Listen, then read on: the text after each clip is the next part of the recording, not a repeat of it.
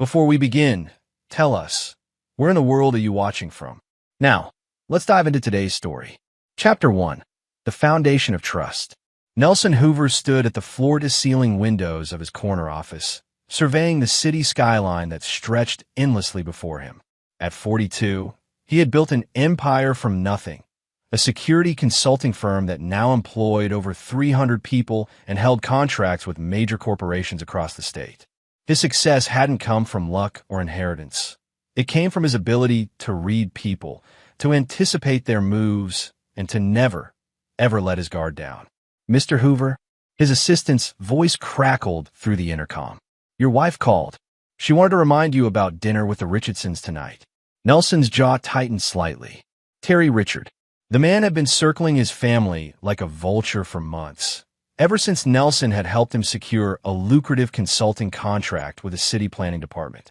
Terry was everything Nelson despised: smooth-talking, entitled, and weak. Yet somehow, his wife Deborah had taken a liking to the man and his wife Sarah. "Tell her I'll be there," Nelson replied, his voice carrying the same controlled tone that had intimidated countless boardroom adversaries. The truth was, Nelson Hoover had learned early in life that trust was a luxury he couldn't afford. Growing up in the foster system after his parents died in a car accident when he was 8, he'd been shuffled between homes where kindness was rare and betrayal was common. His younger brother Ross had been the only constant in his life, the only person he'd ever truly trusted. When they aged out of the system, Nelson had sworn an oath to himself. He would build something unshakable, something that could never be taken away. And he had. Nelson's security firm specialized in corporate espionage, surveillance, and threat assessment. He'd built a network of contacts in law enforcement, private security, and even some less savory circles. His motto was simple: information was power, and power was protection. Deborah had been different when they met 15 years ago. She was working as a paralegal, ambitious and driven, with dreams of becoming a lawyer herself.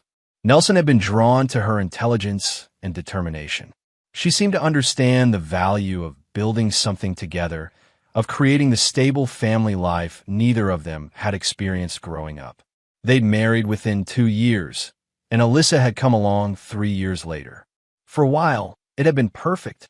Deborah had supported his business ventures, even when they required long hours and frequent travel. She'd eventually given up her law school dreams to focus on raising Alyssa and managing their household, but she'd seemed content with the life they'd built. But lately, things had changed. Deborah had become distant, preoccupied. She'd started going out more frequently, book clubs, charity events, dinner parties. Always with good reasons, always with explanations that made perfect sense. But Nelson Hoover hadn't survived in his business by accepting explanations at face value. The dinner party at the Richardsons' house that evening was a study in suburban perfection. Terry Richard had done well for himself with his urban planning consultancy, though Nelson suspected the man's success had more to do with charm than competence.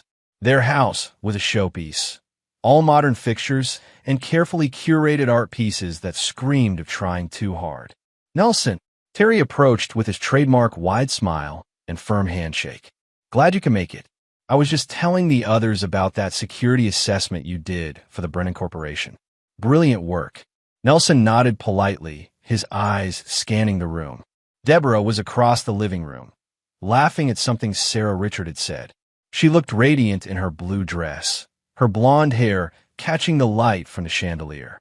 She'd taken extra care with her appearance tonight, he noticed. More than she had for him in months. "You know," Terry continued, moving closer and lowering his voice slightly, "I've been thinking we should collaborate more.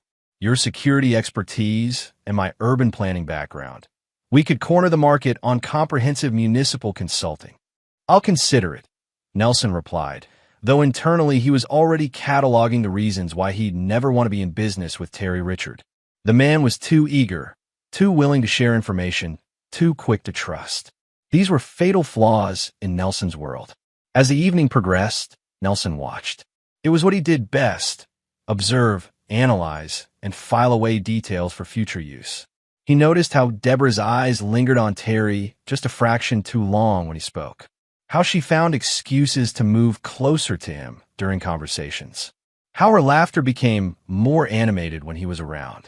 Most telling of all was the moment when Terry's phone buzzed during dinner. Nelson saw his wife's hand move almost imperceptibly toward her purse, and sure enough, her phone screen lit up with a notification. The timing was too perfect to be coincidental. "Everything all right?" Nelson asked Terry casually. "Oh, just work," Terry replied quickly, sliding his phone back into his pocket. "You know how it is." But Nelson did know how it was. He knew the signs of deception, the micro-expressions that betrayed lies, the nervous habits that emerged under pressure. Terry Richard was lying, and more importantly, his wife was part of whatever secret they were sharing. The drive home was quiet. Deborah stared out the passenger window, her phone face down in her lap, but close enough to feel any vibrations. Nelson let the silence stretch, a technique he'd learned years ago. Guilty people always felt compelled to fill the void. "The Richardsons certainly know how to entertain," Deborah finally said, her voice carrying a forced lightness. "Terry's an interesting character," Nelson replied neutrally. "He's helped a lot of people in this community. That park renovation project, the new shopping district, he's really making a difference." Nelson almost smiled at how quickly she jumped to Terry's defense. It was confirmation of what he'd already begun to suspect, but hearing it from her own lips still sent a cold spike of fury through his chest. "I'm sure he is," Nelson said. That night, lying in bed beside his wife of 12 years, Nelson Hoover began a plan. Not a business strategy or a security protocol, but something much more personal and infinitely more dangerous. If Deborah thought she could betray him, if she thought she could play him for a fool, she was about to learn why Nelson Hoover's enemies rarely made the same mistake twice. He'd built his empire on the principle that information was power. Now it was time to prove it. Chapter 2, Gathering Storm. 3 weeks later, Nelson sat in his car outside the Riverside Cafe, watching through tinted windows as his wife of 12 years shared what appeared to be an intimate lunch with Terry Richard. She told him she was meeting her sister Kelsey about planning their mother's birthday party. Kelsey Carroll lived 200 miles away and hadn't spoken to Deborah in 6 months. Nelson had confirmed this through a casual phone call the previous day. The surveillance equipment in his vehicle was state-of-the-art, the same technology his firm used for corporate investigations. Through the parabolic microphone aimed at their table, he could hear every word. "Can't keep doing this," Deborah was saying, her hand covering Terry's across the small table. "Nelson's getting suspicious. Last night he asked me 3 different times about where I'd been Tuesday afternoon." Terry leaned closer. "Maybe it's time we told him the truth. Sarah's been asking questions too. She found hotel receipts in my jacket pocket." "Are you insane?" Deborah's voice carried a sharp edge of panic. "Nelson isn't like other men. Terry, you don't understand what he's capable of. I've seen him destroy people who crossed him in business. He's ruthless. He's just a security consultant, Deb. What's the worst he could do?" Nelson's grip tightened on the steering wheel. If Terry Richard only knew the full scope of his capabilities, the man would already be running. Nelson's security firm was legitimate, but it existed in the gray areas where corporate interests intersected with less savory methods of problem solving. He had contacts in organized crime, corrupt officials, and mercenaries who specialized in making problems disappear. "You don't know him like I do," Deborah continued. "He's paranoid, controlling. He probably already knows about us. Then we need to be smarter. I've been thinking, what if we could get him out of the picture entirely?" Nelson's blood turned to ice as he listened to Terry outline a plan that involved framing him for corporate espionage, using fabricated evidence to destroy his reputation and his business. The conversation continued for another 30 minutes, revealing the depth of their conspiracy and their plans to steal not just his wife, but his life's work. As they prepared to leave the cafe, Nelson saw Deborah hand Terry a manila envelope. Through his telephoto lens, he caught a glimpse of what appeared to be photographs and documents, likely sensitive materials from his home office that she'd been systematically copying. That evening, Nelson arrived home to find Deborah in the kitchen, preparing dinner with the same domestic routine they'd maintained for years. She kissed his cheek when he entered, her performance so flawless that for a moment he almost doubted what he'd witnessed. "How was your lunch with Kelsey?" he asked, testing her. "Oh, you know how she is. Full of drama about Mom's party. She wants to invite half the county." The lies flowed so easily from her lips that Nelson wondered how long she'd been deceiving him. Months? Years? Their 15-year-old daughter, Alyssa, bounded into the kitchen, her dark hair pulled back in a messy bun, backpack slung over her shoulder. She had Nelson's sharp eyes and stubborn determination, traits that had served her well in school and sports. "Dad, I made varsity soccer," she announced, throwing her arms around his waist. "That's fantastic, sweetheart," Nelson said, genuine pride cutting through the cold fury that had been building all day. Alyssa was innocent in all of this, and protecting her had just become his top priority. "Can we celebrate this weekend? Maybe go to that new restaurant downtown?" "Of course," Nelson replied, already calculating how to use the family outing to his advantage. He'd need to accelerate his timeline. The longer he waited, the more dangerous the situation became. After dinner, Nelson retreated to his home office and activated the secure communication system he used for his most sensitive business operations. His first call was to Stuart Dyer, a private investigator who specialized in matrimonial cases and had previously worked with several law enforcement agencies. "Stuart, I need a complete workup on Terry Richard. Urban planning consultant, lives on Maple Street. I want everything: finances, medical records, criminal background, associations, weaknesses." "How deep you want me to go, Nelson?" "Deep enough to bury him, if necessary." His second call was to Rudy Drew, a former military contractor who now ran a small security firm that handled Nelson's more delicate situations. "Rudy, I need surveillance on 2 targets. Round-the-clock coverage, full documentation. And I need it to be invisible." "What's the timeline?" "Starting tomorrow." "This is personal, and it's priority 1. His third call was to his brother Ross, who worked as a federal prosecutor in the state capitol. Ross had always been the moral compass of the family, but Nelson knew his brother's loyalty ran deeper than his ethics. "Ross, I need a favor.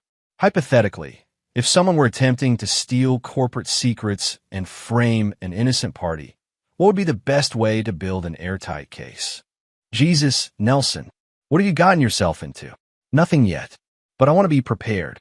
The next morning, Nelson implemented the first phase of his plan. He began leaving deliberately falsified documents in his home office, corporate intelligence reports with fictitious data, fake client communications, and manufactured evidence of illegal activities. If Deborah was copying his files for Terry's use, he'd give them exactly what they thought they wanted. Simultaneously, he started adjusting his business operations. Key files were moved to secure off-site locations. Critical employees were quietly briefed on potential security threats. Financial assets were shifted to accounts that Deborah couldn't access. But the most important change was personal. Nelson began studying his wife with the same methodical attention he'd once applied to hostile corporate takeovers. He cataloged her habits, her tells, her emotional triggers. He learned her weaknesses the way a general studies enemy terrain. Within a week, Stewart's investigation revealed that Terry Richard was deeper in debt than his lifestyle suggested. The man was leveraged to the hilt, with gambling debts to some very unpleasant people and a business that was hemorrhaging money despite its successful facade. "He's desperate," Stewart reported during their meeting in Nelson's office. "The kind of desperate that makes men do stupid things." There's also something else. Seems like this isn't his first time mixing business with pleasure. I found evidence of at least 2 other affairs with married clients' wives in his previous city. Nelson filed this information away carefully. Terry Richard wasn't just a threat to his marriage. He was a predator with a pattern. This made what Nelson was planning not just personal revenge, but a public service. As the second week of surveillance continued, the scope of the conspiracy became clear. Deborah and Terry were meeting almost daily, always in different locations, always with elaborate cover stories.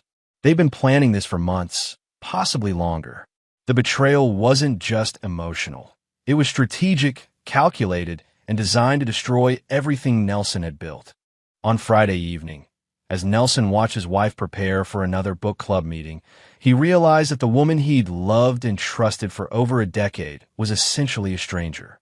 The Deborah he'd married would never have been capable of such systematic deception. But Nelson Hoover had built his career on adapting to new threats and evolving challenges. His wife and her lover had made the mistake of underestimating him, of seeing him as just another victim in their scheme. They were about to learn otherwise. Chapter 3. The Unveiling. The call came at 11:47 p.m. on a Tuesday night. Nelson was in his home office, reviewing the latest surveillance reports when his secure phone rang.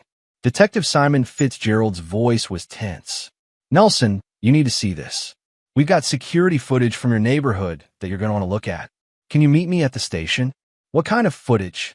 "The kind that explains why your wife's car was parked at Terry Richards' house for 6 hours today while you were supposedly in Chicago." Nelson had fabricated the Chicago trip as a test, telling Deborah he'd be gone overnight on emergency business. He'd actually spent the day in a hotel 20 minutes away, monitoring the situation remotely through his surveillance network. "I'll be there in 20 minutes. The drive to the police station felt surreal. Nelson had been gathering evidence for weeks, but seeing it presented by law enforcement added a weight of official reality that made his chest tight with controlled rage. Detective Fitzgerald led him to a small viewing room where a large monitor displayed a grid of security camera angles. The detective was a longtime contact who occasionally worked with Nelson's firm on corporate cases involving theft or fraud. "This is from a Stevens house across the street from yours," Fitzgerald explained, pulling up a timestamp from that afternoon. "Mrs. Stevens had some break-ins last month, so they installed a pretty comprehensive system." The footage was crystal clear. Nelson watched his wife's silver sedan pull into Terry Richards' driveway at 1:15 p.m. Deborah emerged from the car, wearing a red dress Nelson had never seen before, carrying what appeared to be an overnight bag. "That's not the interesting part," Fitzgerald continued, fast-forwarding the feed. "This is..." At 7:30 p.m., the camera captured Terry and Deborah loading boxes into her car. Even from across the street, it was clear they were moving items hastily, both of them constantly checking over their shoulders. "Now watch this," Fitzgerald said, switching to a camera angle that showed the side of Terry's house. This was taken around midnight last night. The new footage showed Terry burying something in his backyard, working by the light of a small flashlight. He was alone, but the activity was clearly secretive and urgent. "We ran the plates on 2 other vehicles that have been regular visitors to the Richard house," Fitzgerald continued. "One belongs to a known fence named Chris Proctor. The other is registered to an identity that doesn't exist. Fake license, fake registration." Nelson studied the detective's face. "What are you thinking?" "I'm thinking your wife and her boyfriend have gotten themselves involved in something bigger than an affair. Those boxes they were loading? My guess is stolen goods. And whatever Terry buried in his yard. That's not typical cheating husband behavior." The pieces clicked into place for Nelson. Terry's financial desperation, the secretive meetings, the systematic copying of documents from his office. They weren't just planning to frame him for corporate espionage. They were running some kind of theft operation, possibly using Terry's urban planning connections to identify valuable targets. "I need you to see something else," Nelson said, pulling out his phone. "But this conversation stays between us." He showed Fitzgerald selected excerpt from his surveillance footage, enough to demonstrate the scope of the conspiracy without revealing his own illegal surveillance methods. "Jesus Christ, Nelson, how long has this been going on?" "At least 3 months that I can prove. Possibly longer." Fitzgerald leaned back in his chair. "You know I can't act on illegally obtained evidence. But if you happen to discover some of this through legitimate means..." "I understand. There's something else." I pulled Terry Richards' background deeper than usual. He's got a sealed juvenile record and an arrest for fraud in California that was dismissed on a technicality. This guy's a career criminal who's gotten good at flying under the radar. Nelson felt the last piece of his plan click into place. "How long do I have before you have to take action on what you've shown me?" "Officially? I haven't shown you anything." "Unofficially? If evidence of criminal activity came to light through proper channels, I'd have to investigate immediately. Understood.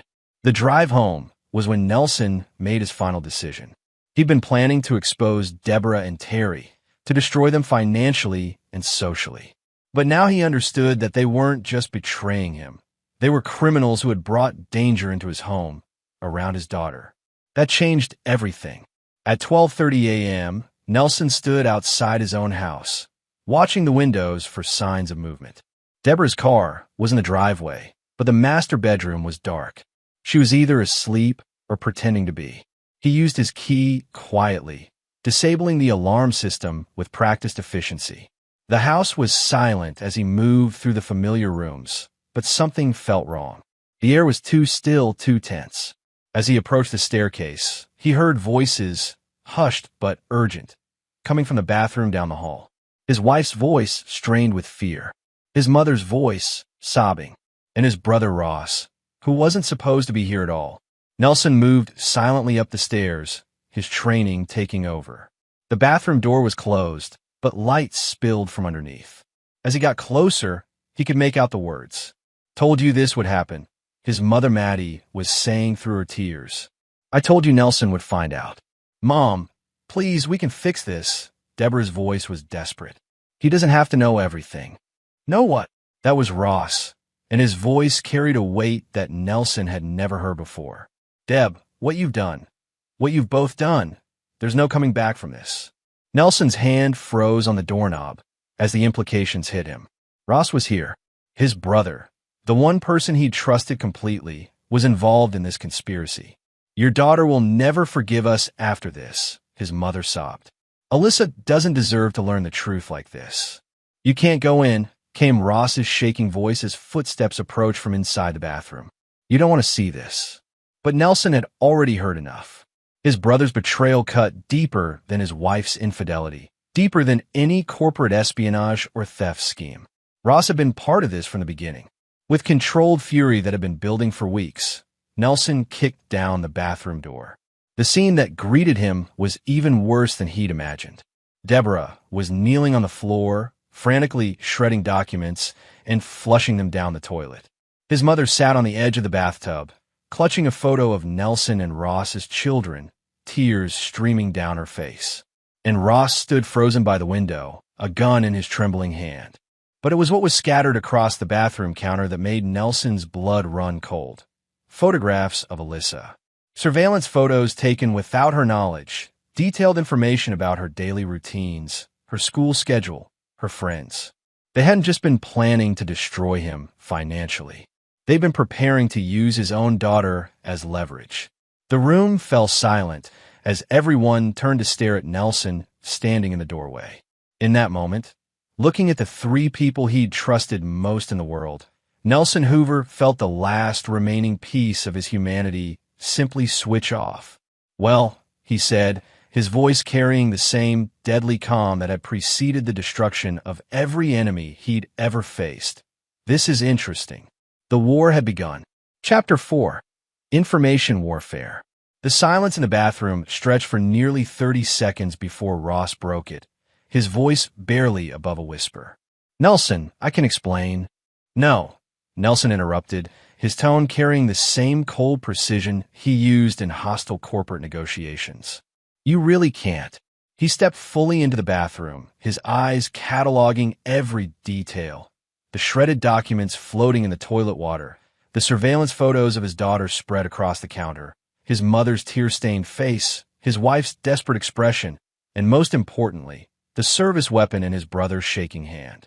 "Put the gun down, Ross." "I can't do that." "Why not?" "Because we both know what happens next if I do." Nelson almost smiled. His brother understood him better than the others realized. "What happens next is that you all sit down and explain to me exactly how long you've been planning to destroy my life and threaten my daughter." Deborah started to speak, but Nelson cut her off with a raised hand. "Not you. You've had months to explain." "Ross, start talking." His brother's federal prosecutor training was evident as he attempted to maintain control of the situation. "Nelson, you need to understand that this wasn't supposed to involve Alyssa. The photos, the surveillance, that was Terry's idea. We told him it was too far. Mom knew about the affair. I've been helping Deborah prepare for the divorce proceedings. Nelson's gaze shifted to his mother, who couldn't meet his eyes. And you thought involving a federal prosecutor in marriage fraud was a good idea? I thought I could help negotiate a fair settlement. Ross continued. I didn't know about Terry's criminal activities until last week. But you knew about the industrial espionage. What? Ross's confusion seemed genuine. Nelson pulled out his phone and played a recorded conversation between Deborah and Terry discussing their plan to steal his client files and frame him for corporate crimes. As the recording played, he watched Ross's face cycle through shock, anger, and finally, understanding. Jesus Christ, Deb, Ross whispered. You told me this was just about getting out of an unhappy marriage. It was, Deborah protested. Terry said we needed insurance, something to make sure Nelson couldn't use his connections to destroy me in court. So you decided to steal classified corporate intelligence and frame your husband for federal crimes. Ross's prosecutor instincts were taking over. Do you have any idea what you've done? Nelson watched this exchange with growing satisfaction. The conspiracy was fracturing exactly as he'd hoped. Keep going, Ross. What else don't you know about your co-conspirators? Over the next hour, using a combination of recorded conversations, photographs, and financial records, Nelson systematically revealed the full scope of Terry's criminal enterprise. The affair had been a secondary objective. Terry's primary goal was using Deborah's access to steal corporate secrets and client information that could be sold to competitors. He's been using Deborah to identify high-value targets, Nelson explained, showing them surveillance footage of Terry meeting with known corporate spies. Her position as my wife gave her access to sensitive client information. The affair was just a way to ensure her cooperation. His mother finally spoke, her voice broken. Deborah, is this true? I didn't know, Deborah insisted, but her voice lacked conviction. Terry said he just needed to understand Nelson's business better. Nelson played another recording, this one of Deborah explicitly discussing the sale of client information to Terry's contacts. This was recorded 3 days ago, Deborah. Stop lying. Ross lowered the gun slightly. Nelson, I had no idea about any of this. You have to believe me. What I believe, Nelson said, is that you helped my wife plan to divorce me, hide assets, and destroy my reputation in court. Whether you knew about the rest is irrelevant. I'm your brother. My brother wouldn't have conspired against me behind my back for months. Nelson's phone buzzed with a text message. Perfect timing. That's Detective Fitzgerald. He's requesting my immediate presence at the police station to identify stolen property recovered from Terry Richards' house. The blood drained from Deborah's face. What stolen property? The boxes you helped him load into your car yesterday. The ones containing corporate documents, client files, and about $40,000 in bearer bonds that Terry stole from various sources.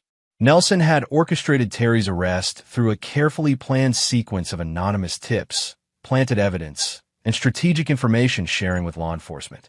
Terry was currently sitting in a holding cell, completely unaware that his arrest was part of a larger design.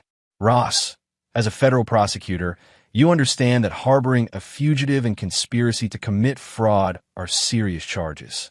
I'm not harboring anyone. No, because Deborah is facing charges for conspiracy, theft of corporate secrets, and accessory to fraud. By helping her hide assets and plan false testimony, you've made yourself an accessory after the fact. Ross's legal training was warring with his family loyalty, exactly as Nelson had predicted. What do you want? I want the truth. All of it. Every meeting, every plan, every conversation. And I want you to understand that your choice right now determines whether you're treated as a victim of manipulation or as a co-conspirator. Over the next 2 hours, sitting in that bathroom at nearly 3 a.m., Nelson extracted a complete confession from all 3 conspirators. The picture that emerged was even worse than he'd suspected.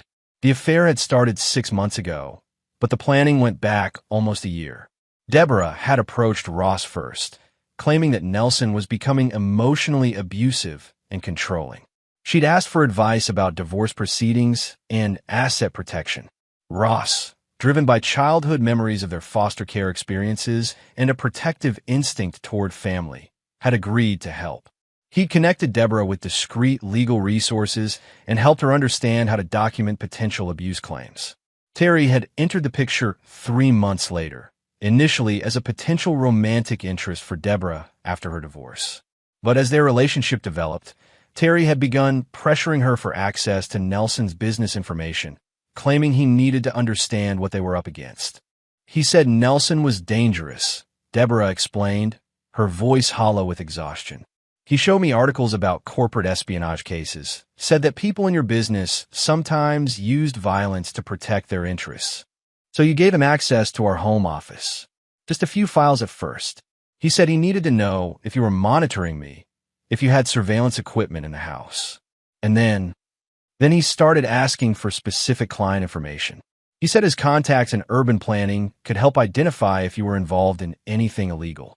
Nelson felt a cold admiration for Terry's manipulation skills. The man had played on Deborah's fears and guilt, gradually escalating her involvement until she was completely compromised. What about the photographs of Alyssa? This question broke Deborah completely. She dissolved into tears, unable to speak for several minutes. Ross answered instead. Terry claimed he needed insurance. He said if you discovered the affair, you might try to use your connections to take Alyssa away from Deborah. The surveillance was supposed to document that Alyssa was safe and happy, to counter any claims of parental unfitness. And you believe that? I wanted to believe it, Ross admitted. The alternative was accepting that I'd help put my niece in danger. Nelson studied the 3 broken people sitting in his bathroom, surrounded by the evidence of their conspiracy. A year ago, he might have felt pity for them. Now, he felt only the cold satisfaction of a problem correctly analyzed and solved. Here's what's going to happen, he announced. Ross, you're going to recuse yourself from any case involving Terry Richard and his associates. You're going to provide a full written statement to Detective Fitzgerald detailing your involvement in this conspiracy. And you're going to recommend that Deborah cooperate fully with the investigation. Nelson, I'm not finished. Deborah, we're going to move out of this house immediately. You're going to sign a divorce agreement that gives me full custody of Alyssa. And you're going to testify against Terry Richard in exchange for a reduced sentence. What if I refuse? Nelson smiled for the first time that night.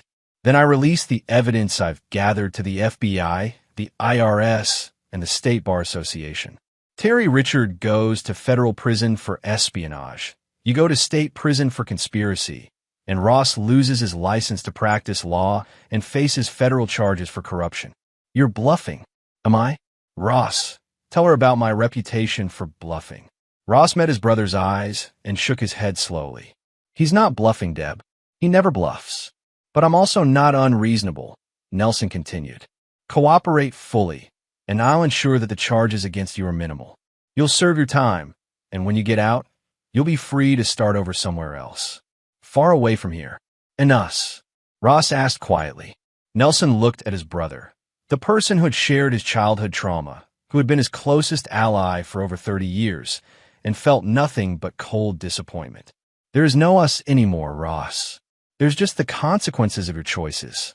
As dawn broke over the city, Nelson Hoover sat alone in his home office, watching through his window as his wife, mother, and brother left his house for the last time.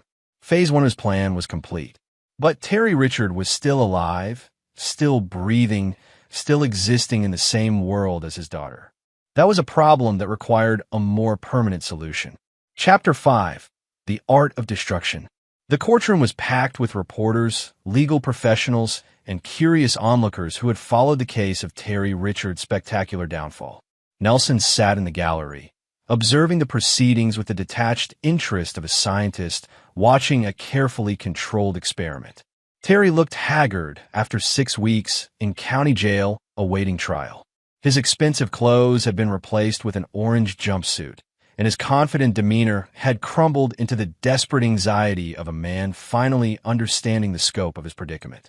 Deborah sat at the prosecutor's table as the state's key witness, her testimony having already sealed Terry's fate. She'd been granted immunity in exchange for her cooperation, but Nelson knew her reprieve was temporary. He had plans for her that extended far beyond the criminal justice system. The defendant used his position as an urban planning consultant to identify vulnerable targets. The prosecutor was explaining to the jury. He seduced married women, gained access to their homes and personal information, and systematically robbed them of both material assets and corporate secrets. Nelson had provided the prosecution with a meticulously crafted case that painted Terry as a master manipulator who had victimized multiple families. The truth was more complex, but truth was less important than justice. And Nelson's definition of justice was very specific. Over the past month, while Terry sat in jail and Deborah lived in a cramped apartment across town, Nelson had been busy. His security firm had quietly acquired Terry's consulting business through a series of shell companies. His contacts in the financial industry had ensured that Terry's remaining assets were frozen pending civil litigation. His associates in less legitimate circles had made Terry's time in jail extremely uncomfortable. But the courtroom drama was just theater. The real work was happening behind the scenes. Mr. Hoover, Detective Fitzgerald approached him during a recess. I wanted to thank you again for your cooperation in this case. Your evidence made all the difference. Just doing my civic duty, Nelson replied. There is one thing that's been bothering me, though. Some of the surveillance footage you provided, the quality is almost too good. Professional-grade equipment, perfect positioning, like someone knew exactly what they were looking for. Nelson met the detective's eyes without flinching. I've always believed in being prepared, detective. I'm sure you have. Just remember that vigilante justice, no matter how satisfying, tends to create more problems than it solves. I'll keep that in mind. That evening, Nelson drove to the county jail for his scheduled visit with Terry Richard. The two men sat across from each other in the sterile visiting room, separated by reinforced glass and speaking through telephone handsets. You son of a bitch, Terry snarled. You set me up. You orchestrated this whole thing. I simply provided law enforcement with evidence of your crimes, Nelson replied calmly. Bullshit. You planted half that evidence. You manipulated the whole situation. Prove it. Terry's face flushed with impotent rage. I know who you really are, Nelson. I know about your contacts, your methods. You're not just some security consultant. You're a criminal who hides behind legitimate business. Interesting theory. Unfortunately, you'll be spending the next 15 years in federal prison, so your opinions on my business practices aren't particularly relevant. 15 years. Nelson smiled. Oh, you haven't heard about the additional charges? The FBI discovered that some of those corporate secrets you stole involved defense contractors. That makes it espionage. Federal crime, mandatory minimum sentence. The color drained from Terry's face. You can't. I didn't know those files contained classified information. Ignorance isn't a defense. But don't worry. I'm sure you'll find prison educational.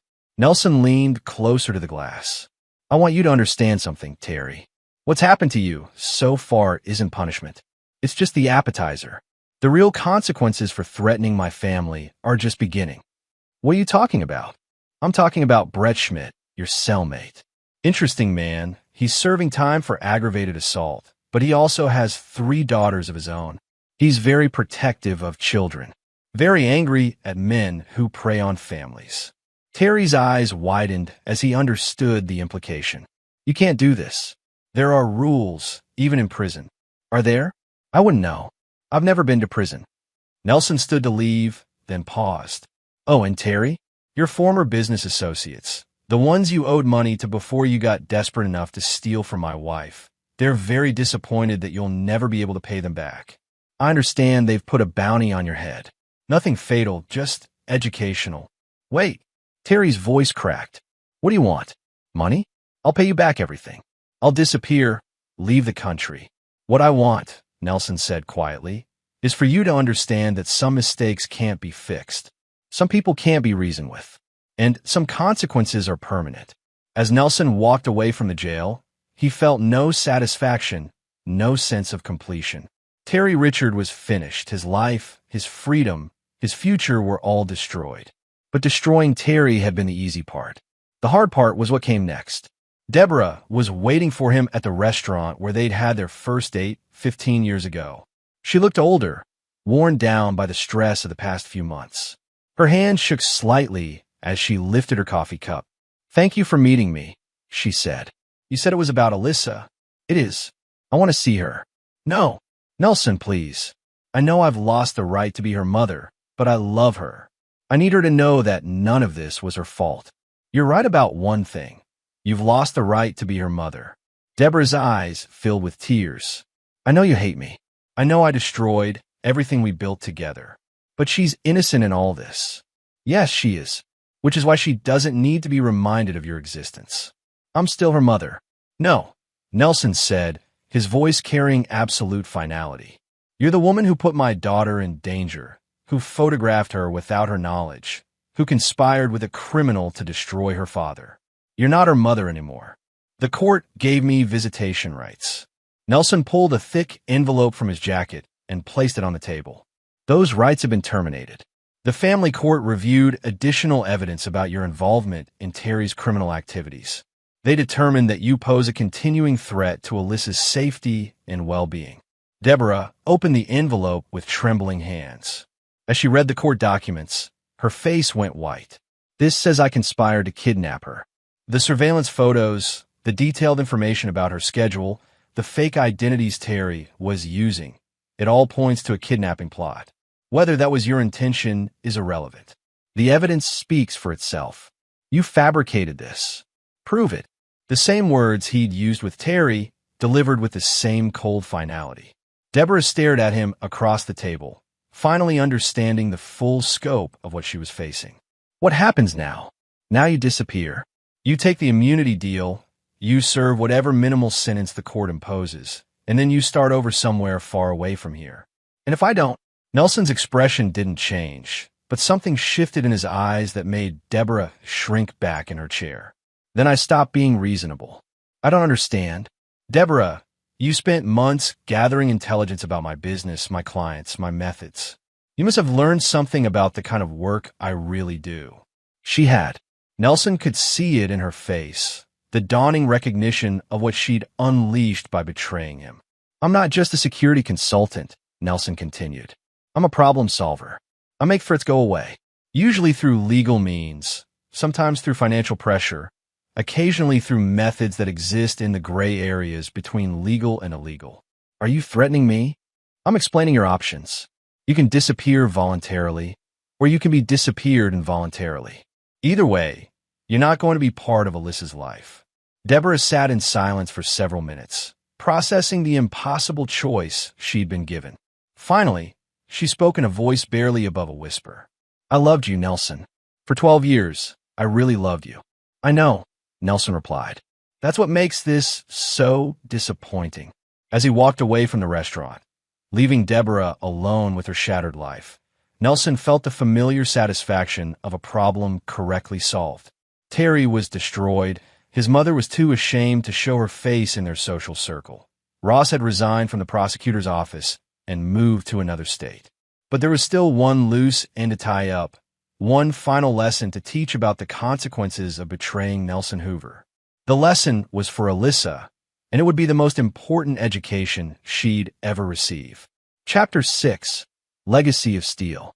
6 months after the trial, Nelson found his daughter in the backyard, practicing soccer drills with the methodical precision she'd inherited from him. At 16, Alyssa had grown tall and athletic, but it was her eyes that reminded him most of himself. Sharp, observant, constantly analyzing. She'd handled her mother's disappearance better than Nelson had expected. Deborah had taken the immunity deal and quietly relocated to Oregon, where she worked at a legal aid clinic under a different name. The official story was that the divorce had been amicable, and Deborah had simply decided to start fresh after the trauma of being deceived by Terry Richard. "Dad," Alyssa said without stopping her practice, "I know Mom didn't just leave to find herself." Nelson sat down on the porch steps, watching her work. "What makes you say that?" "Because you taught me to notice patterns. Mom was scared the last few months she was here. Not sad, not confused, scared. And people don't relocate across the country because they're sad. What else have you noticed?" Alyssa stopped practicing and turned to face him. "I've noticed that Uncle Ross hasn't called or visited since Mom left. I've noticed that Grandma Maddie won't make eye contact with you." And I've noticed that you've been watching me more carefully, like you're worried about something. Nelson felt a surge of pride mixed with concern.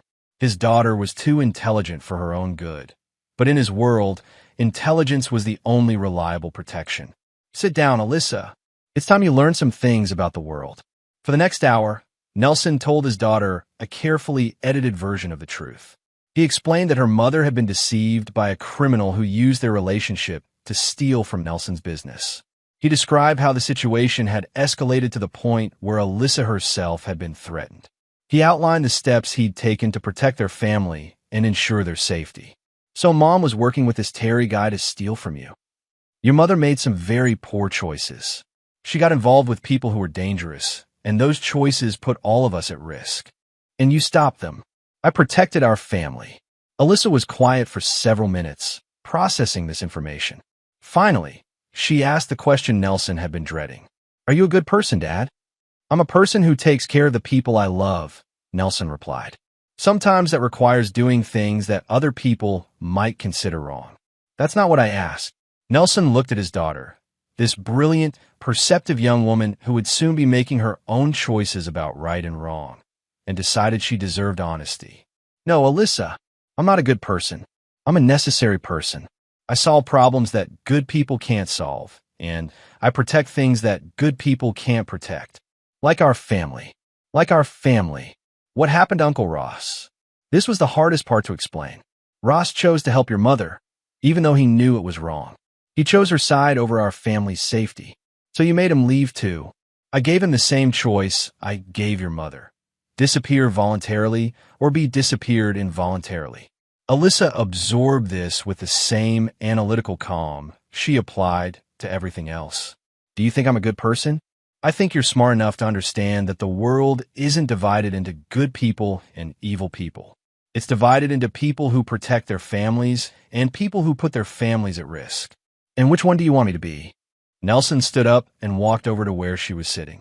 I want you to be someone who can take care of herself, who can recognize threats before they become dangerous, and who never, ever trusts anyone more than she trusts her own judgment. Like you, like me. Over the following months, Nelson began teaching Alyssa skills that weren't typically part of a teenager's education. Self-defense training, situational awareness, basic surveillance detection, and most importantly, how to read people's motivations and hidden agendas. The most dangerous people, he explained during one of their evening talks, are the ones who make you feel safe. Criminals are obvious. Everyone knows to be afraid of them. But the people who really hurt you are the ones you trust. Like Mom and Uncle Ross. Like Mom and Uncle Ross. Alyssa proved to be an exceptional student. She had inherited not just Nelson's analytical abilities, but also his cold pragmatism and his instinct for survival. By her 17th birthday, she could spot a tail, detect listening devices, and identify potential threats in any environment. But more importantly, she had learned to trust no one completely except her father. The transformation was evident in her social relationships.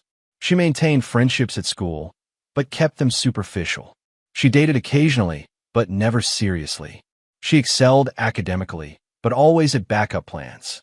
She was becoming exactly what Nelson had hoped, a young woman who could never be deceived, manipulated, or betrayed the way he had been. Sometimes I miss being naive, she told him one evening as they reviewed her college applications. Naive people get hurt, Nelson replied.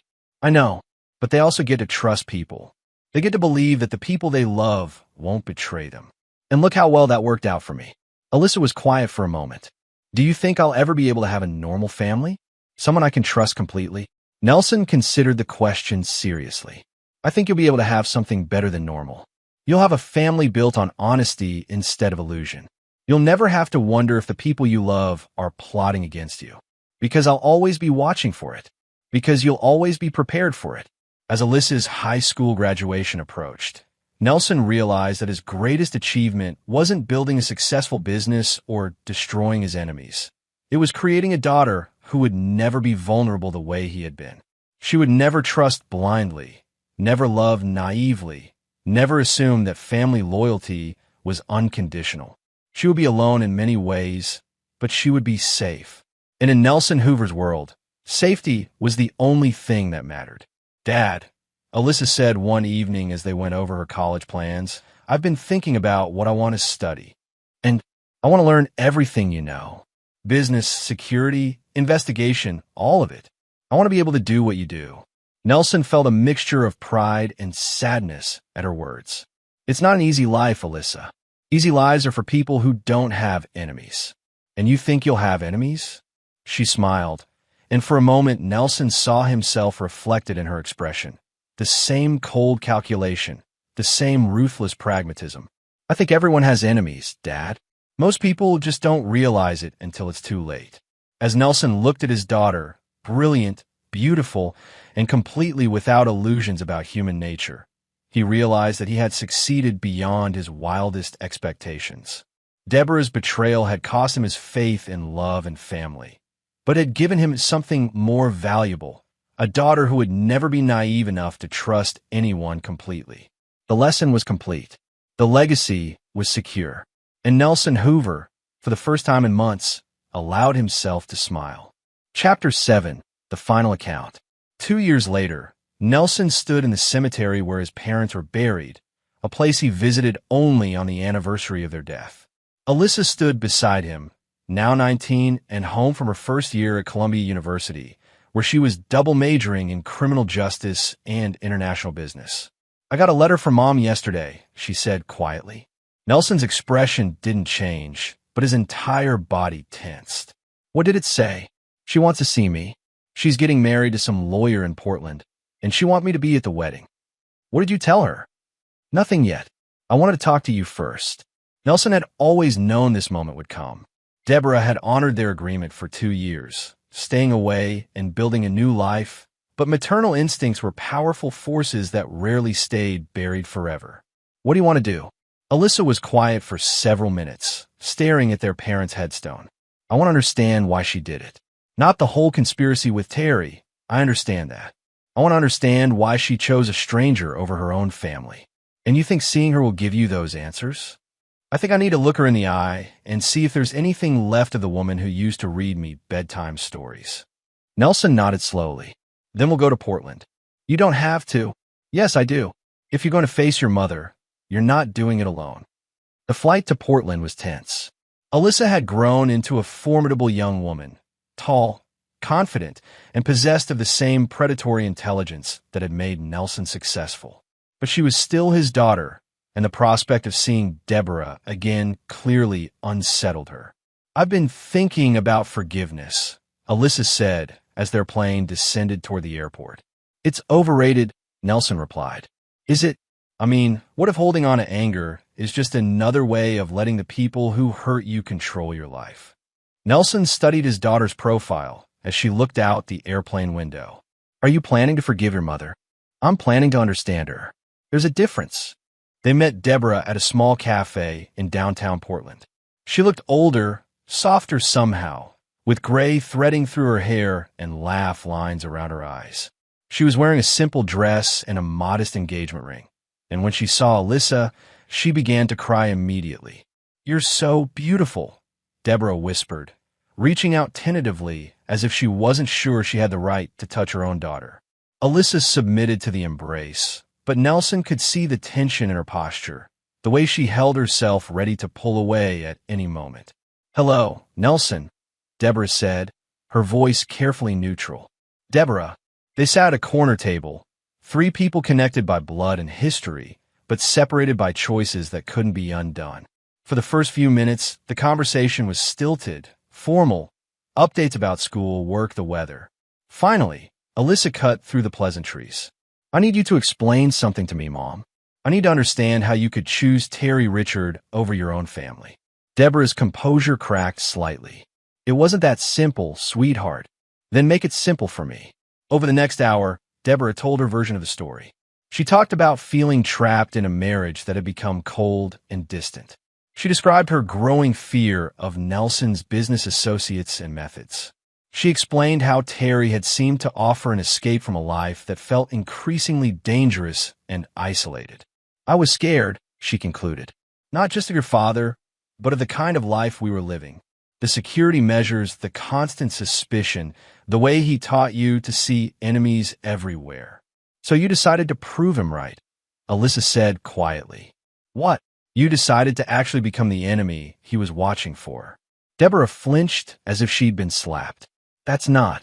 I never wanted to hurt anyone. But you did hurt us. You hurt me. I know, and I'm sorry. I'm so deeply sorry. Alyssa leaned forward, her eyes intense. Are you sorry because you got caught? Or are you sorry because you did it? I'm sorry because I chose fear over family. I'm sorry because I let a manipulative man convince me that betraying you and your father was somehow protecting you. And now I've learned to live with the consequences of my choices. Nelson watched this exchange with growing respect for his daughter's interrogation skills. She was methodically stripping away Deborah's justifications and self-deceptions, forcing her to confront the reality of what she'd done. Tell me about your fiancé, Alyssa continued. David? He's a good man. He works for legal aid, helps people who can't afford lawyers. Does he know about your past? He knows I'm divorced, that I made some mistakes that cost me my relationship with my daughter. Does he know you conspired to commit corporate espionage? Deborah's face went pale. Alyssa, please. Does he know you helped gather intelligence that was used to threaten a minor? It wasn't supposed to go that far, but it did go that far. And now you want me to be happy for you because you found someone new to lie to. The cafe fell silent around their table. Other customers were beginning to stare, sensing the intensity of the conversation, even if they couldn't hear the words. I want you to be happy because your mother has found some peace, Deborah said quietly. My mother died 2 years ago, Alyssa replied. You're just the woman who used to live in her body. Nelson felt a surge of pride and sadness as he watched his daughter deliver this final verdict. She had learned his lessons well, perhaps too well. Deborah was crying openly now, her carefully constructed new life crumbling under the weight of her daughter's judgment. Please, Alyssa, I know I can't undo what I did, but I love you. I've always loved you. Love isn't enough, Alyssa said, standing up from the table. Dad taught me that. Love without loyalty, without honesty, without sacrifice. That's just selfishness wearing a pretty mask. As they prepared to leave, Deborah made one last desperate attempt. Nelson, please, don't let her leave like this. She's her daughter. Nelson looked at the woman who had once been his wife, the mother of his child, the person he'd trusted more than anyone in the world. She's my daughter, he corrected. You gave up the right to call her yours when you chose Terry Richard over her safety. I made a mistake. No, Nelson said, his voice carrying the same finality it had held in their bathroom 2 years ago. You made a choice, and choices have consequences. On the flight back to New York, Alyssa was unusually quiet. Finally, as they reached cruising altitude, she spoke. I thought seeing her would give me closure. And did it. It gave me something better. It gave me certainty. About what? About who I want to be. About the kind of person I never want to become. Nelson nodded, understanding exactly what she meant. Any regrets? Only one, Alyssa said. I regret that it took me so long to understand that some betrayals are unforgivable. That's a hard lesson. All the important lessons are hard. As their plane carried them home, Nelson reflected on the journey that had brought them to this point. Deborah's betrayal had destroyed his faith in love and family, but had also created something stronger, a bond with his daughter built on shared understanding rather than naive trust. They would never be a normal family. Alyssa would never have the innocent relationships that other young women her age took for granted. But she would also never be vulnerable to the kind of betrayal that had nearly destroyed them both. In the end, that was enough. It had to be enough. Because in Nelson Hoover's world, survival was more important than happiness, and strength was more valuable than love.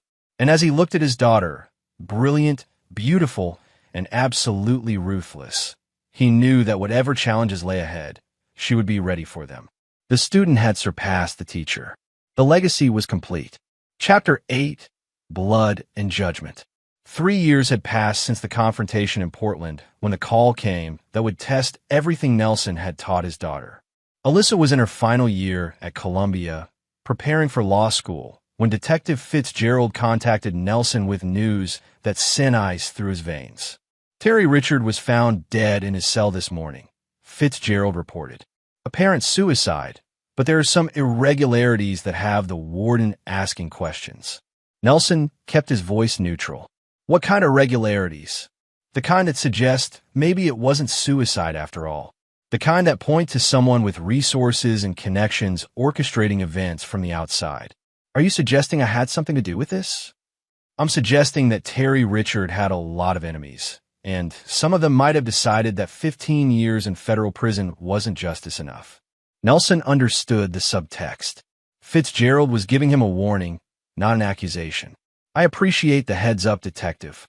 Nelson, I've known you for 8 years. I've seen you solve problems that other people couldn't handle. But if you've crossed the line from problem solving to problem elimination, you need to be very careful. There are people paying attention now. That evening, Nelson sat in his home office, staring at the secure phone that connected him to networks he'd hoped never to use again. Terry Richard's death hadn't been his doing directly, but he'd certainly set the wheels in motion by ensuring that certain information reached certain people in the federal prison system. The door opened, and Alyssa entered without knocking, a privilege she'd earned through years of proving her trustworthiness. I saw the news about Terry, she said, settling into the chair across from his desk. And I want to know if you killed him.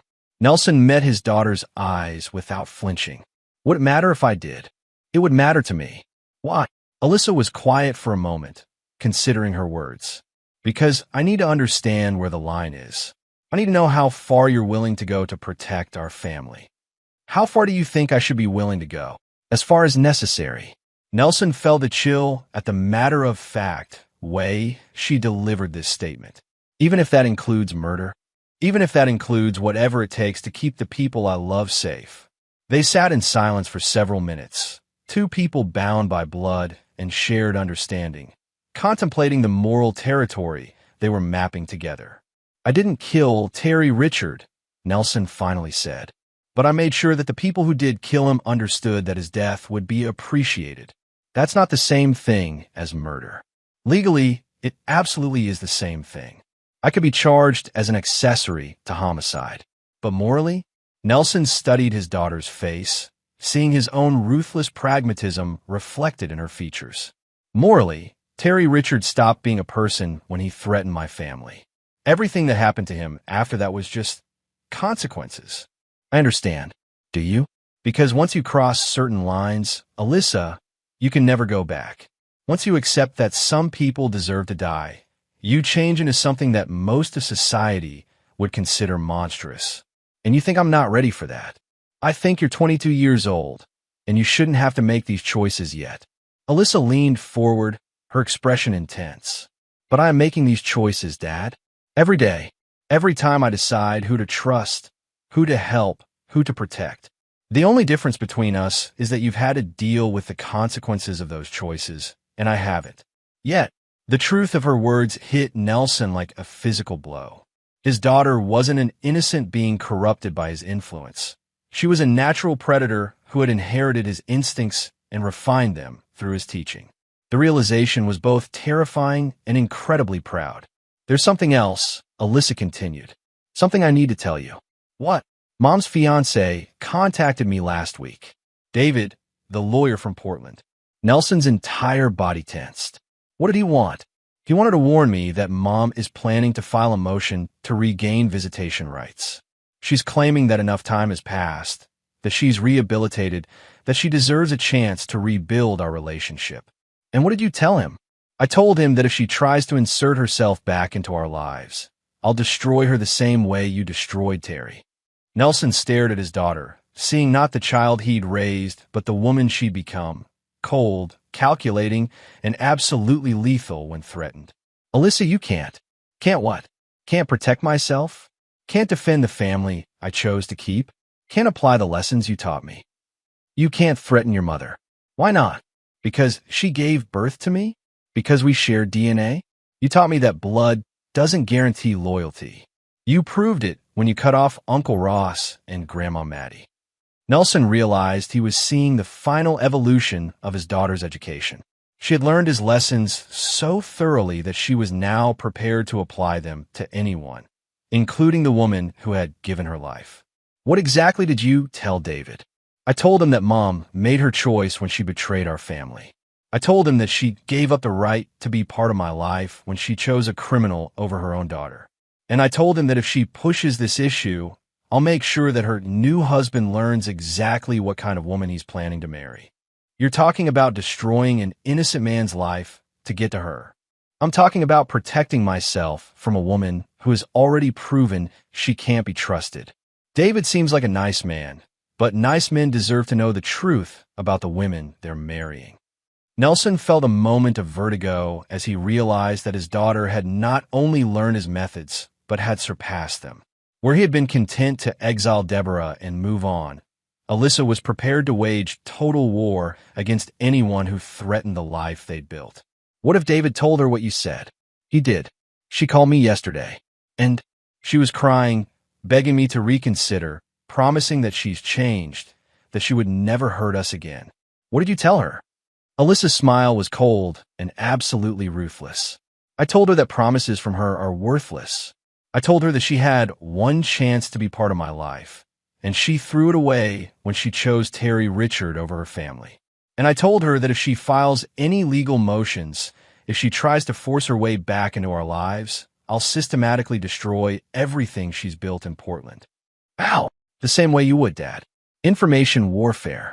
I'll expose her criminal history to David's law firm, to their social circle, to the legal aid organization where she works. I'll make sure that everyone in her new life knows exactly what she did to her first family. Nelson sat back in his chair, simultaneously horrified and impressed by his daughter's tactical thinking. And if that's not enough, then I'll get creative. I'll find David's ex-wife, his children from his first marriage, his extended family. I'll make sure they understand that he's marrying a woman who conspired to have her own daughter kidnapped. Alyssa, that's exactly what you would do if someone threatened our family. The only difference is that you'd use intermediaries. I'm prepared to do it myself. Nelson looked at his daughter and saw the culmination of everything he'd created. A young woman who was completely without sentiment when it came to protecting herself and the people she loved. She had learned his lessons so well that she was now prepared to be more ruthless than he'd ever been. There's something you need to understand, Nelson said finally. Once you start down this path, once you begin actively destroying people's lives, you change into something that can never be unchanged. You become someone who sees every relationship as a potential threat, every friendship as a possible betrayal. I already am that person, Dad. You made sure of it, and you're comfortable with that. I'm alive because of it. I'm safe because of it. I'm strong because of it. Nelson realized that his greatest success was also his greatest failure. He'd created a daughter who would never be vulnerable to betrayal, but he'd also created someone who might never be capable of genuine human connection. Do you ever regret learning these lessons? Alyssa considered the question seriously.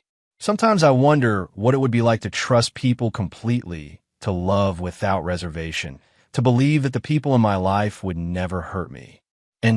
And then I remember that people who think that way end up like you did 5 years ago, sitting in their bathroom at 3 a.m, discovering that their entire family has been plotting against them.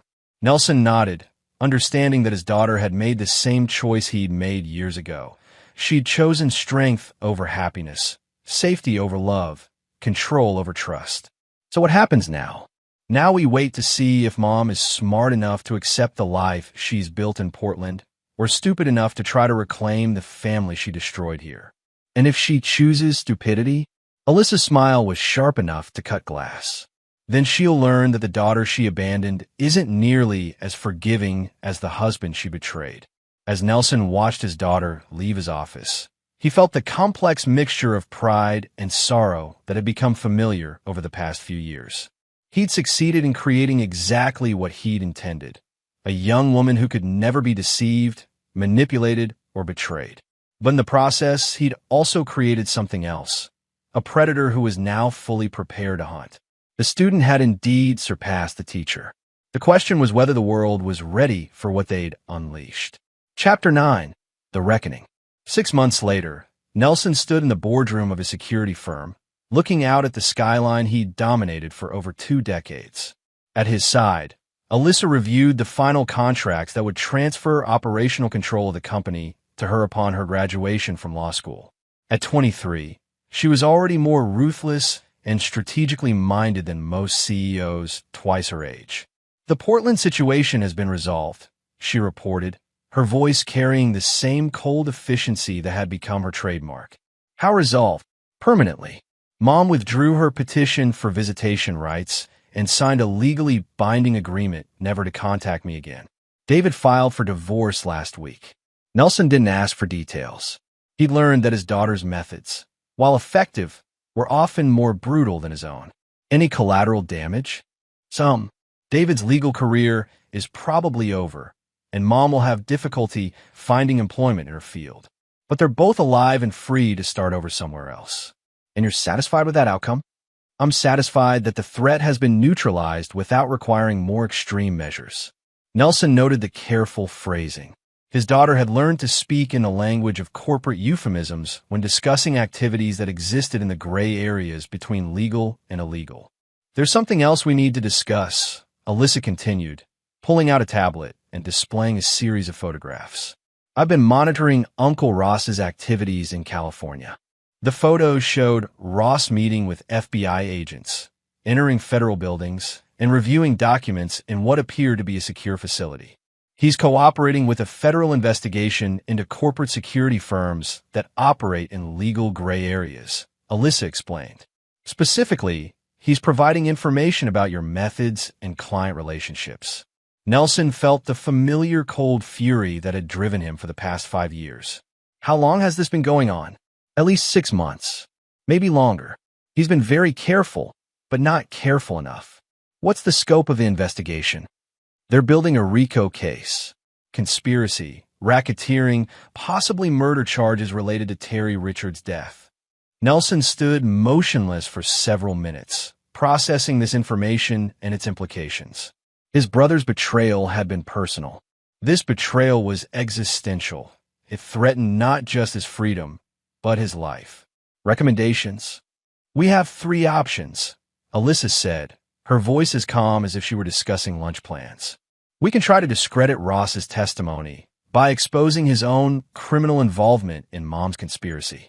We can arrange for certain key evidence to disappear before it reaches federal court. Or we can eliminate the problem at its source." "You're talking about killing a federal prosecutor." "I'm talking about protecting our family and our business from someone who has chosen to become our enemy." Nelson looked at his daughter and saw the logical endpoint of everything he'd taught her. She was prepared to order the assassination of her own uncle without apparent emotional conflict. "There's a 4th option," he said quietly, "which is we disappear. New identities, offshore accounts, start over in a country that doesn't have extradition treaties with the United States." "You mean run?" "I mean strategic withdrawal." Alyssa was quiet for several minutes, considering this option. "And leave Ross free to destroy everything we've built? Leave him free to potentially threaten other family members?" "What other family members?" "You have cousins, second cousins, family friends who could be caught up in a federal investigation. Are you prepared to abandon all of them?" Nelson realized that his daughter was right. Running would save their lives, but it would also mean accepting defeat and leaving others vulnerable to the consequences of Ross's betrayal. "What do you recommend?" "I recommend we solve this problem the same way we've solved all the others. Completely and permanently." "You're talking about declaring war on the federal government." "I'm talking about defending ourselves against an attack that threatens our survival." Nelson walked to the window and stared out at the city below. Somewhere in those streets were federal agents building a case against him. Somewhere in California was his brother, systematically destroying the family he'd once sworn to protect. "If we do this," he said finally, "there's no going back. We become the kind of people who kill federal agents and murder family members. We already are those people, Dad. We just haven't had to prove it yet. And you're prepared for that?" "I'm prepared for whatever it takes to protect the life we've built." Nelson turned back to his daughter, seeing in her face the same cold determination that had driven him through every crisis of his adult life. But where his ruthlessness had been forged by betrayal and hardship, hers had been carefully cultivated from childhood. All right, he said. Plan it. Over the next month, Alyssa orchestrated a campaign that was surgical in its precision and devastating in its scope. Ross's federal handlers found their own backgrounds subjected to intensive investigation, their personal lives exposed to public scrutiny, their careers systematically undermined. The federal investigation stalled as key witnesses recanted their testimony. Crucial evidence disappeared from secure facilities, and the lead prosecutors found themselves facing ethics violations that would end their careers. But the masterpiece of Alyssa's plan was the final confrontation with Ross himself. "Hello, Uncle Ross," Alyssa said, settling into the chair across from him in the federal safe house where he'd been hiding for the past 2 weeks. Ross looked haggard, his confidence shattered by the systematic destruction of everyone around him. "How did you find me?" "The same way Dad found Mom and Terry 5 years ago. By being smarter, more connected, and more ruthless than the people try to hide from us." "Alyssa, you have to understand, I was trying to protect you from him. Your father is dangerous. My father is the man who taught me that family loyalty is the only thing that matters in this world. You're the man who taught me that even family can't be trusted. I never wanted to hurt you, but you did hurt me. You hurt our entire family by choosing to side with federal agents over your own blood." Ross leaned forward desperately. "It's not too late. You can still walk away from this life. You can still choose to be something other than what he's made you." Alyssa smiled, and Ross felt his blood turn to ice at the expression. "You still don't understand, do you? I'm not Dad's victim. I'm his masterpiece. What do you want? I want you to understand the choice you're facing. You can disappear, new identity, new life, far away from here. Or you can continue cooperating with the federal investigation and face the consequences." "What consequences?" Alyssa placed a manila envelope on the table between them. Ross opened it with trembling hands, revealing photographs of his new apartment, his new girlfriend, his new colleagues at the legal aid clinic where he'd been working. "The consequences of learning that there's nowhere you can hide, nowhere you can run, where my father's reach can't find you. You're threatening to kill me. I'm explaining your options. You betrayed our family once because you thought you were protecting us. If you betray us again, there won't be anyone left to protect." Ross stared at the photographs, understanding that his niece had become something far more dangerous than her father had ever been. Where Nelson was ruthless, Alyssa was methodical. Where Nelson was brutal, Alyssa was surgical. "If I disappear, what happens to the federal case? Without your testimony, it collapses. The other witnesses have already been neutralized. And if I refuse, then I'll demonstrate that the lessons Dad taught me weren't just theoretical." Ross looked into his niece's eyes and saw nothing human looking back at him. She had become a creature of pure calculation, devoid of sentiment or mercy. "I'll disappear," he whispered. "Good choice." 6 months later, Nelson and Alyssa stood together on the roof of their building, watching the sun set over a city they had successfully defended against every threat. "Any regrets?" Nelson asked. "Only one," Alyssa replied. "I regret that it took us so long to understand that mercy is just weakness wearing a noble mask." And Ross chose his fate when he chose strangers over family. Just like Mom. Just like everyone else who thought they could betray us without consequences. Nelson looked at his daughter and felt the complex mixture of pride and horror that had become familiar. He'd succeeded in creating exactly what he'd intended. A young woman who could never be defeated, never be betrayed, never be destroyed. But he'd also created something that might be incapable of love, trust, or genuine human connection. "Do you think we're monsters?" he asked. "I think we're survivors," Alyssa replied. "And in a world full of people who would destroy us for their own gain, being a monster isn't a weakness. It's a necessity." As they stood together in the dying light, father and daughter, teacher and student, predator and apex predator, Nelson realized that his greatest achievement was also his greatest tragedy. He'd created a perfect weapon in human form. The question was whether the world deserved what they'd unleashed upon it. But as he looked at his daughter, brilliant, beautiful, and absolutely without mercy, he decided that the answer didn't matter. They had won. They had survived. They had protected what was theirs. Everything else was just sentiment. And sentiment, as his daughter had learned so well, was a luxury they could never afford. The game was over, and Nelson Hoover never lost. And there you have it. Another story comes to an end. What did you think? I'd love to hear your thoughts in the comments below. If you enjoyed this story, consider joining our community by subscribing. It means the world to us. For more stories like this one, check out the recommended videos on screen, and I'll see you there.